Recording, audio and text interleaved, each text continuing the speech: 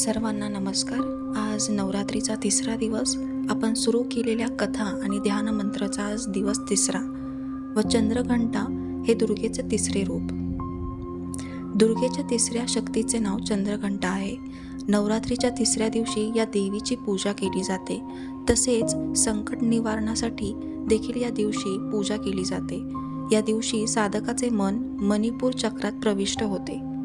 ध्यान मंत्र: पिंडज प्रवारारूढा चंडकोपस्त्र कैर्युता प्रसाद तनुते महाम चंद्रघंटेती विश्रुत.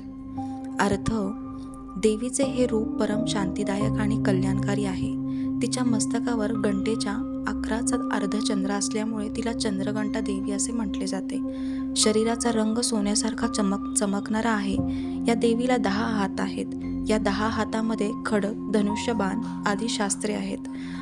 तिचे वाहन सिंह असून मुद्रा नेहमी युद्धासाठी तयार असते. चंद्रघंटेच्या कृपेने अलौकिक वस्तूचे दर्शन होते. दिव्य सुगंधाचा अनुभव येतो किंवा विविध प्रकारचा दिव्य आवाज ऐकायला येतो. हे क्षण साधकासाठी अत्यंत सावधान राहण्यासाठी असतात. माँ चंद्रघंटाच्या कृपेने भक्तांचे सर्व पाप आणि संकट दूर केले जाते. माँ भक्तांच्या संकटाचे निवारण लगेच करते. तीच उपासक सिंहाप्रमाणे पराक्रमी आणि निर्भय होतो.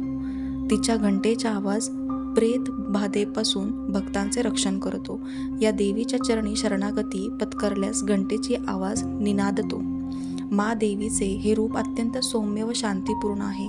या देवीची आराधना केल्यास वीरता, निर्भयता बरोबर सौम्यतेचा विकास होऊन संपूर्ण शरीरात कांती गुणांची वाढ होते. आवाजात मधुरता येते. माँ चंद्रघंटाचे भक्त आणि उपासक जेथे जातात तेथील लोक त्यांना पाहून शांती आणि सुखाचा अनुभव करतात. आपण आपले मन, वचन, कर्म हे पवित्र करून देवीची उपासना करण्यासाठी तयार व्हा. तिची उपासना केल्यामुळे सर्व सांसारिक संकटातून मुक्ती मिळते. आपण नेहमी तिची उपासना करण्यासाठी अग्रेसर असावे. इहलोक आणि परलोक दोन्हीच्या कल्याणकारी आणि समृद्धीसाठी तीच लक्ष्य आहे.